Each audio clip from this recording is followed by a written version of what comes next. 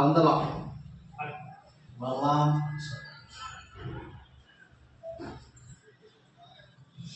சத்குருநாதரே வீடு சாமி கஷ்டமா இருக்கு சாமி. வீடு கட்டணும் சாமி. கஷ்டம் சாமி. சரி அது தாடி கூட நீ பால் காய்ச்சலாம் சிரிச்சிட்டனே. அடுத்து சத்குருநாதர் போங்க.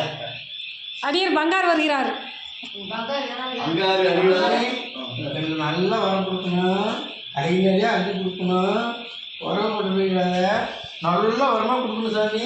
ஆவாங்க சாமி, நல்லா அள்ளி கொடுத்துருக்கு சாமி. ஏற்கனவே உனக்கு 9 பொண்டாட்டி, இன்னும் ஒரு 10வது பொண்டாட்டி கட்டினாதான் உனக்கு நல்லா வரும். நீங்க நீங்க நம்மளும் அடுத்தது இவங்களும் இருக்க.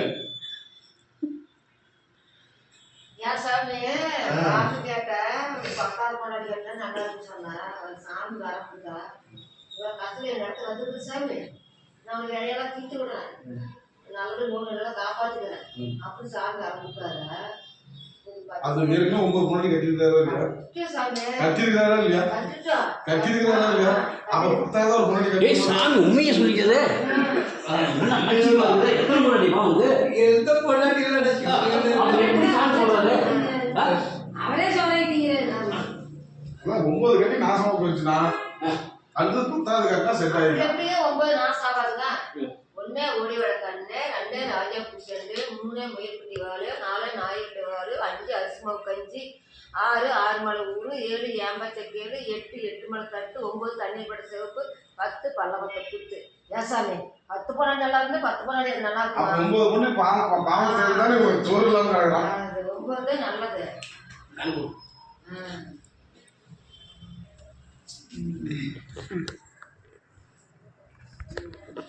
சாமி எனக்கு ஒரு வரம் வேணும் சாமி. நீ என்னைக்கு உன் பசங்க திட்டுறது ஒரு அன்னைக்கு தான் உனக்கு வரும்.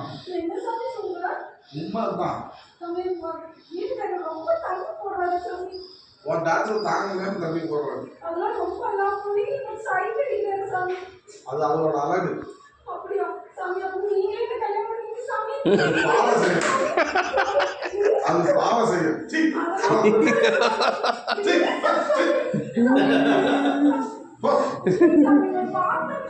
இது கூட சட்டை எடுத்துறியா?